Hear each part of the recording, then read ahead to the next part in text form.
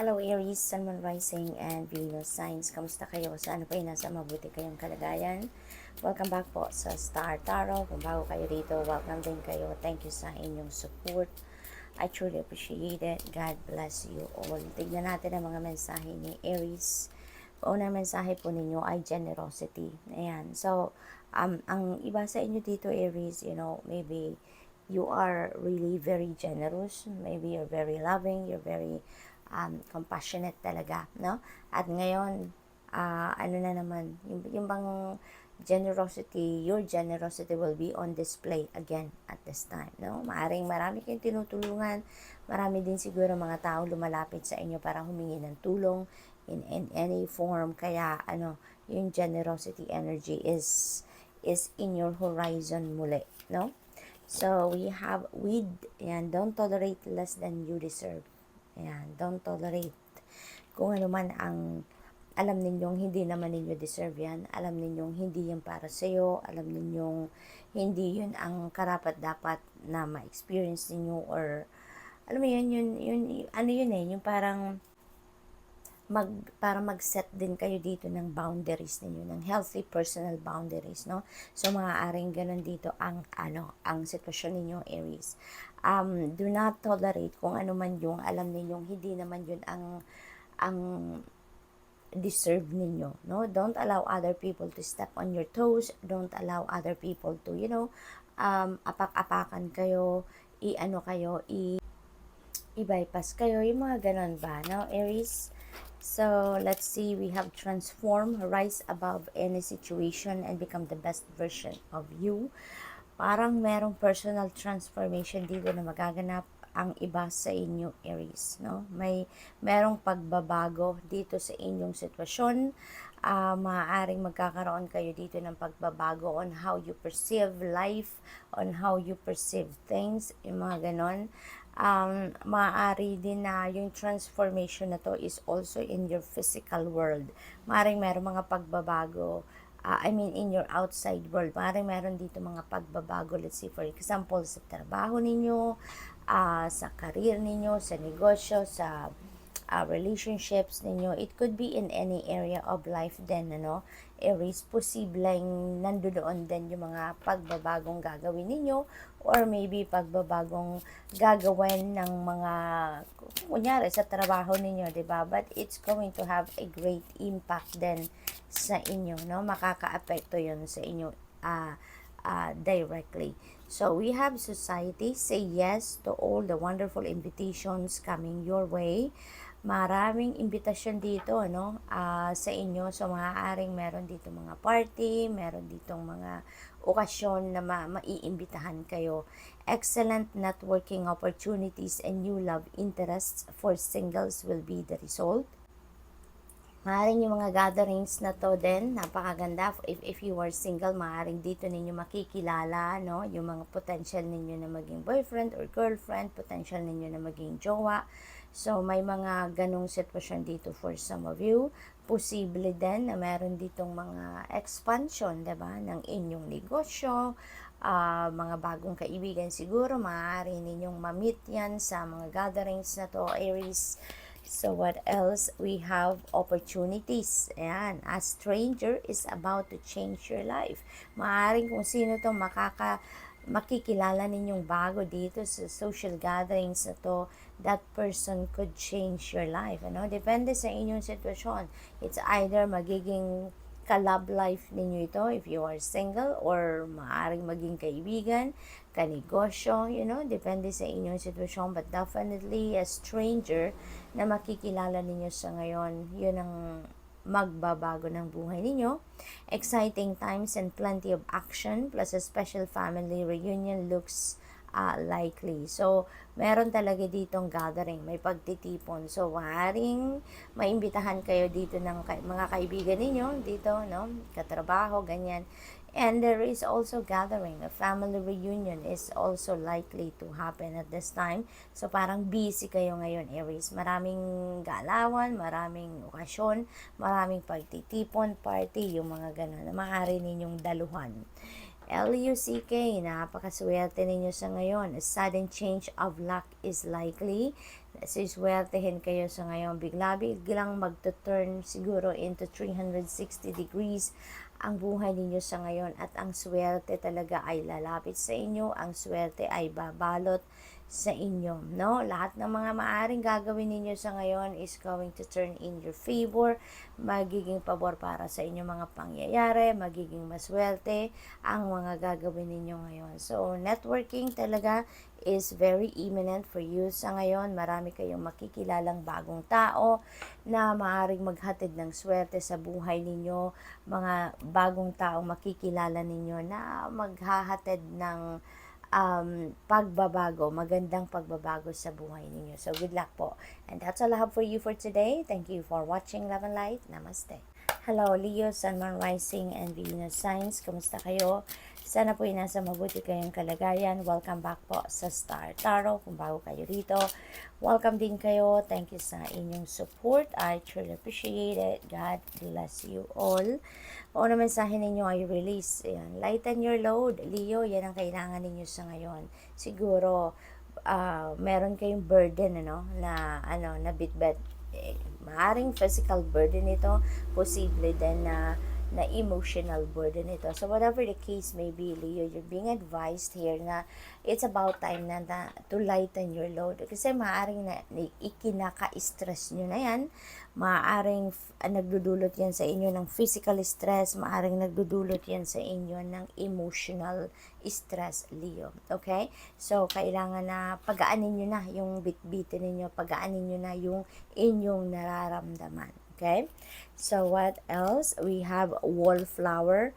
Look for the crack in the concrete to find your way out. Ayan. So, hanapin ninyo ang silver lining dito, no? Leo, hanapin ninyo ang silver lining ng inyong sitwasyon dahil maaaring yun ang magiging susi ninyo para makalabas kayo sa kung ano mang challenging situation or problema na hinaharap ninyo sa ngayon, 'di ba? Alalahanin ninyo na kahit anuman yung mabigat na pinagdadaanan natin sa buhay, kahit anuman ang dark circumstances na pinagdadaanan natin sa buhay, there is always a silver lining to it. There is always a positive aspect to it, Leo. Kaya kailangan natin na yun ang hanapin natin sa ngayon. Okay? Para na mas ma-inspire tayo, na makahanap tayo ng solusyon sa problema, mas ma-inspire tayo na and ma-motivate tayo na hanapin kung ano yung mabuting aspeto ng ating sitwasyon rather than focusing on the problem itself. Kasi the more na mag-focus tayo or mag-dwell on tayo doon sa problema itself, mas lalo taloy na magmamagnify yan yung problema. Mas lalo pang dadami yung maa-attract natin na negativity, sa buhay natin. Kaya hanapin na lang natin kung ano silver lining ng ating sitwasyon at doon tayo humugot noon kung paano natin masusolusyonan ang ating problema. Okay? So, we have share. The BCB should still make time for each flower. Ayan. So, feeling ko din, hindi lang ito yung mga blessings na isi-share ninyo sa iba. Hindi lang ito yung mga biyayang natatanggap ninyo sa buhay ninyo na isi-share ninyo sa iba. But it feels like even time, even time na meron kayo. Kailangan ninyo na i-manage ng maayos yung inyong oras nang sa gayon mabigyan ninyo ng lahat ng ang tawag dito karampatang oras, panahon ang mga bagay-bagay sa buhay ninyo, no? Hindi lang 'yon mag-focus kayo sa kung ano lang ang meron, sa kung ano lang yung para sa sarili ninyo. Okay? You should also give time to every area of life na alam naman ninyong makakatulong na magkaroon ng balanse, ang buhay ninyo, Leo. So tingnan natin kasi 'di ba hindi pwedeng nasa isa, dalawa, tatlong areas lang ng buhay natin ang binibigyan natin ng oras, hindi ba? Lahat dapat meron, may panahon sa trabaho, may panahon sa pamilya, may panahon sa person ninyo, sa relationship, sa mga anak, may panahon din para sa sarili ninyo, okay? So we have planning, Now is the time to lay down the foundations for your future. Ayan. So, financial gains are more than likely. Maraming financial gain dito, maraming blessings, siguro financial blessings ang maaaring dumating sa inyo sa ngayon, Leo, okay? So parang mas maraming biyaya, no? Pangkaperhan ang maaaring dumating sa inyo dito. That could be unexpected income, maaari din ng mga merong magbabayad sa inyo ng pera, ng mga pautang ninyo in the past, maaaring may bonus, maaaring merong mga pangkaperahan na, alam mo yun, ibibigay sa inyo sa ngayon, from trabaho, financial reward, maaaring mga ganon, ano. And with the planning energy din dito, iniimbitahan kayo dito na now is the time na magsimula na kayong mag-take ng practical steps, no? Para doon sa kung ano man ang mga pinagpaplanuhan ninyo for the future, okay? So, parang siguro may mga opportunity na meron kayo sa ngayon na nagsushow up na sa buhay ninyo para magsimula na kayo na kung ano man ang mga bagay na kailangan ninyong gawin para kayo ay makapag-lay na ng solidong pundasyon para sa inyong mga pinagpaplanuhang gagawin. We have opportunities as strangers about to change your life. Meron kayong bagong makikilala dito na maaaring maghatid ng isang malaking pagbabago sa buhay ninyo, no? Maaaring pagbabago ito ng mga sitwasyon sa buhay ninyo mismo, maaaring mga bagong kaibigan ito, bagong love life, kung single pa kayo. So, maaaring mga stranger ito na maghahatid sa inyo ng offer for a business opportunity, yung mga ganun ba, no? So, this person is going to change your life. This person is going to change the course of your life at this time. Exciting times and plenty of action plus a special family reunion looks likely. So, meron ditong maraming kaganapan sa buhay, maraming pagbabago ang magaganap sa buhay ninyo dito, maraming okasyon siguro ang dadaluhan ninyo, pupuntahan, meron dito mga family reunion din, no? So, merong mga gatherings, merong mga pagtitipon ang inyong pamilya at this time siguro, Leo. Maaring dyan din, no? Sa mga okasyon na yan ninyo makikilala ang stranger na yan. We have burnout. Your hard work will see results, but your health needs to be maintained. So, check in with your doctor. Ayan. So, ang dami-dami ninyong ginagawa siguro, Leo, kaya nga kailangan ninyo na mag-release na dahil ang iba sa inyo feeling burnout na, as in, pagod na kayo, as in emotionally, physically, mentally, siguro exhausted na kayo dito, no? So, you need to check in with your doctor na sa ngayon. Kailangan, kung meron na kayong mga pananakit ng katawan or kung ano man parte ng katawan ninyo ang medyo alam ninyo may discomfort na, now is the time for you na wag na kayong magpatumpik-tumpik pa, get checked, no? Dahil siguro na stress nga kayo, marami kayong load na bitbit, marami kayong ginawa na maraming stressful situations na dumaan sa inyo sa ngayon. So, ngayon, yung parang magpe-pay off na din naman ang inyong pagod dahil nagbubunga siguro na maganda na kung ano man yung mga yung hard work, no, na ginawa ninyo in the past. Ito naman, magbawi naman kayo sa sarili ninyo, Leo. Yung katawan naman ninyo ngayon ang asikasuhin ninyo. Okay? So, meron kayong mga discomfort na nararamdaman. If you feel like you need a doctor, then check in with your doctor. Kung kailangan ninyo magpa-therapy kayo. Whatever it is that you need. Kung kailangan ninyo ng dentista, kailangan ninyo ng mga paramedics, gawin ninyo, okay? Leo, now is the time for you to take care of yourself, okay? So, good luck. That's all I have for you for today. Thank you for watching. Love and light. Namaste. Hello, Sagittarius, Sun, Moon, Rising, and Venus signs. Kamusta kayo? Sana po yung nasa mabuti kayong kalagayan. Welcome back po sa Star Tarot. Kung bago kayo rito, welcome din kayo. Thank you sa inyong support. I truly appreciate it. God bless you all. Tingnan natin ang mga mensahe ni Sag we have listen. Ayan, be alert. The soft chiming bells call to nearby fairies. Ayan. So, most likely, Sagittarius, ang karamihan sa inyo ngayon, you need to listen to your intuition, okay? Kasi maraming gabay, maraming mga intuitive messages ang maaaring binibigay sa inyo o pinapadala sa inyo ng Divine Universe ngayon. Pero maaaring hindi ninyo yan napipick up, hindi ninyo yan napapakinggan because siguro preoccupied kayo, no? Siguro lagi kayong busy, lagi kayong may ginagawa. Kaya iniimbitahan kayo dito ngayon, no? To listen to it, okay? Pakinggan ninyo, mag-step ba kayo ng kahit saglit lang para na mapakinggan ninyo kung ano man yung gabay na kailangan ninyo, okay? Sag? So, we have opportunity. There's no use looking for luck, okay? It arrives at unexpected time. At mukhang ang swerte na to, ay kumakatok na sa inyo sa ngayon, Sagittarius. Maaaring yung opportunity na to nandiyan na sa inyong paligid pero hindi ninyo napapansin.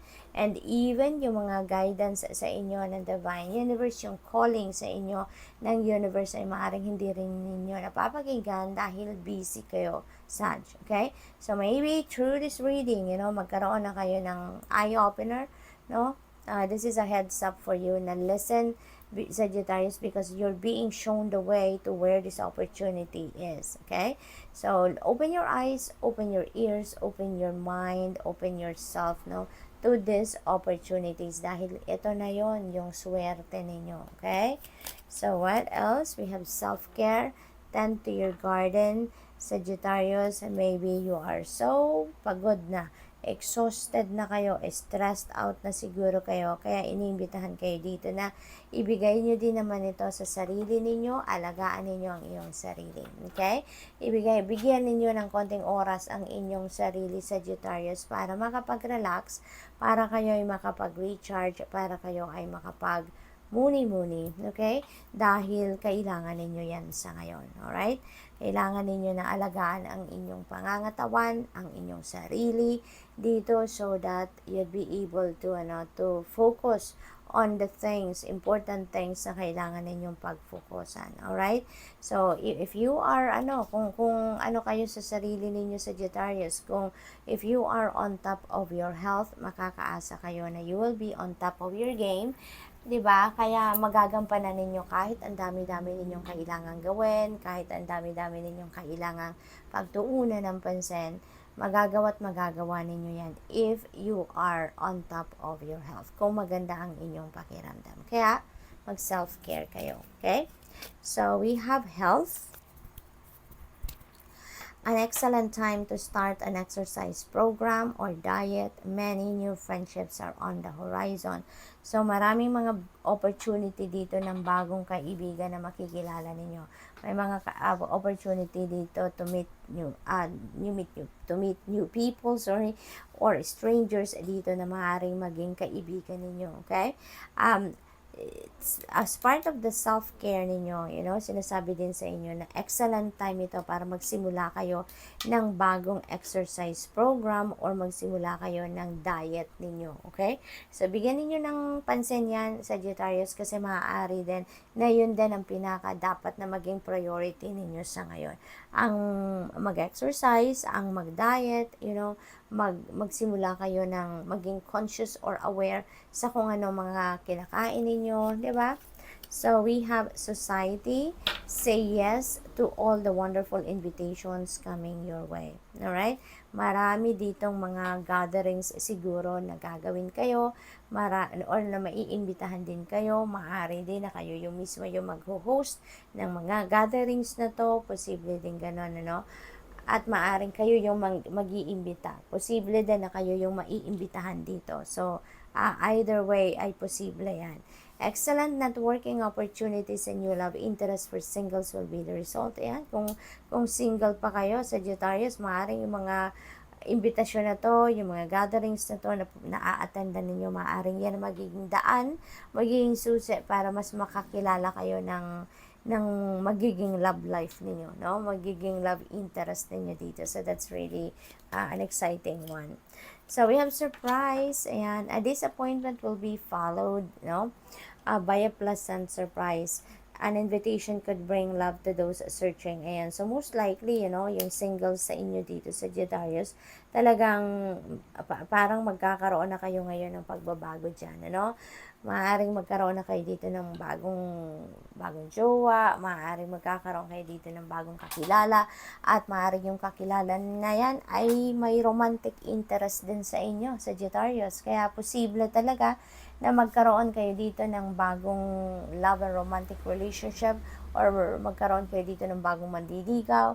Maybe someone is going to ask you out on a date, posibleng ganon, after the gatherings na yan, napupuntahan ninyo. So, for others of you, may surprise ang mangyayari dito.